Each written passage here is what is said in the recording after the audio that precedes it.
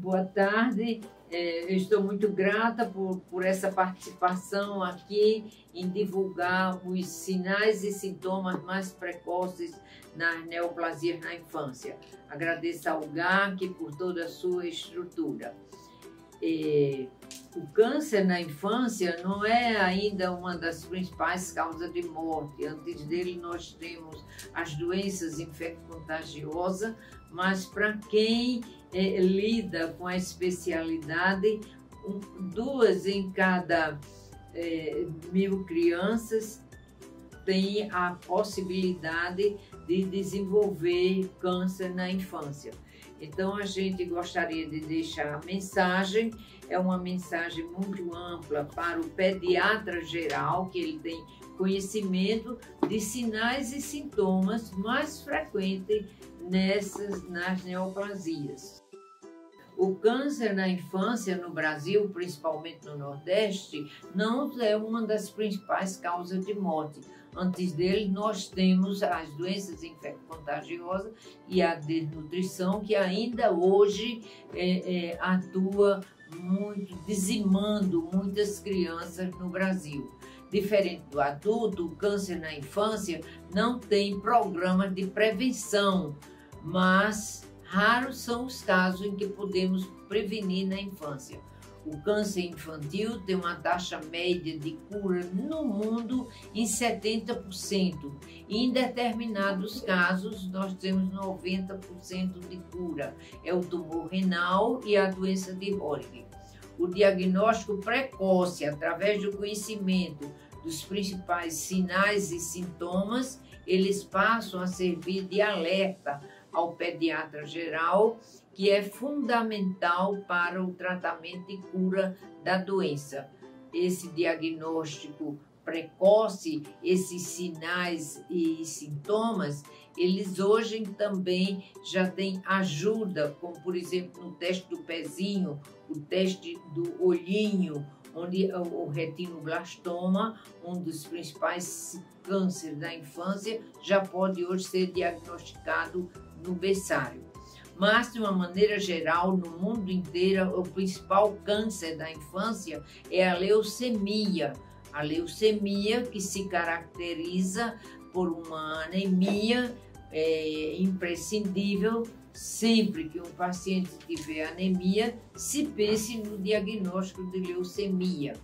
O segundo tumor mais frequente no mundo é o do sistema nervoso central, as neoplasias intracranianas.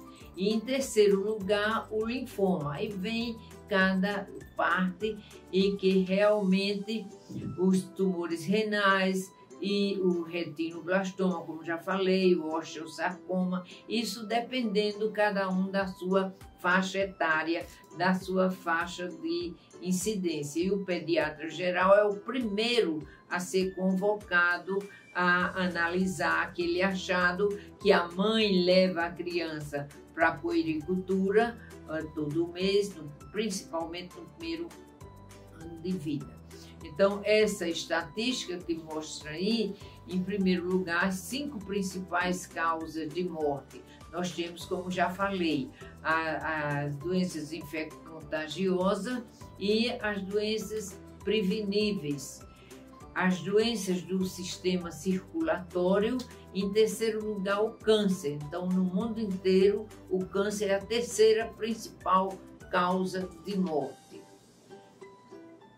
No Rio Grande do Norte, nós temos uma incidência, a instalação de um serviço de oncologia infantil se deu na década de 70, em 1977, e foi instalado no Hospital Infantil Varela Santiago. Então, o câncer infantil no Brasil, a cada 2.000 crianças, uma tem câncer.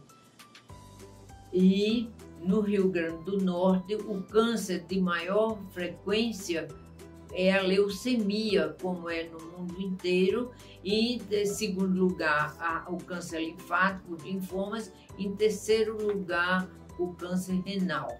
Então nós temos aí principais causas de morte na infância no primeiro mundo e no terceiro mundo como a gente vê. Então, a incidência entre nós é da leucemia, com a taxa de cura de 70%, é o câncer linfático, linfomas, com a incidência de 30%, mas com a chance de cura de 90%, e o câncer renal, que é o tumor de Wilms, uma incidência pequena de 20%, mas com a taxa de cura de 90%. Os principais sinais de alerta têm uma relação muito grande, mas todos esses itens devem ser investigados pensando na possibilidade de investigação você detectar uma doença neoplásica. A febre é uma febre de origem obscura. Se procura tudo e não encontra, então tem que pensar em câncer. A hipertrofia ganglionar, o gânglio, a landra, também é uma manifestação de doença neoplásica. A palidez, uma das principais manifestações da leucemia. O fígado e o baço crescido é um sinal de doença neoplásica. Aumento de volume abdominal, o olho que brilha. A mãe vai trocar a fralda do bebê e vê o olho brilhando. Hoje, com o teste do olhinho, já se diagnostica mais precocemente. A hemipertrofia, a dor óssea, que faz diagnóstico diferencial com doença benigna na infância, como anemia falciforme. A hipertensão arterial, os tumores de suprarrenal. E assim, na sua formação geral, o pediatra, com conhecimento desses achados, tem a obrigação de pensar no diagnóstico diferencial e no diagnóstico precoce de uma neoplasia, que faz a imensa diferença na chance de cura desse paciente. E se a gente fosse falar em cada uma desses itens, levaríamos horas.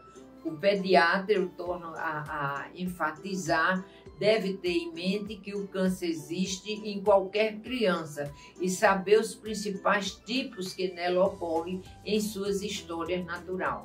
A criança deve ser examinada a intervalos regulares. E em cada atendimento, mesmo nos postos de urgência, ele deve ter seu exame físico completo, estando desnudo, indiferente da queixa e que possa apresentar. A criança deve ser atendida por uma equipe multidisciplinar, a menos que a avaliação inicial seja acurada e o tratamento adequado. A cura poderá estar invariavelmente perdida se não for diagnosticado precocemente. O paciente com câncer só tem uma chance, a primeira, e não temos o direito de negar-lhes essa vida digna. Então, muitas crianças estão salvas hoje em dia por conta do amplo conhecimento da pediatria geral. O pediatra deve ter em mente que criança pode ter qualquer câncer e saber o tipo. A criança deve ser atendida por uma equipe multidisciplinar. Isso são os preceitos, primeiramente difundidos por doutora Núbia Mendonça, uma oncopediatra da Bahia, que muito difundiu a especialidade no Brasil. Muito obrigada, deixo o meu agradecimento.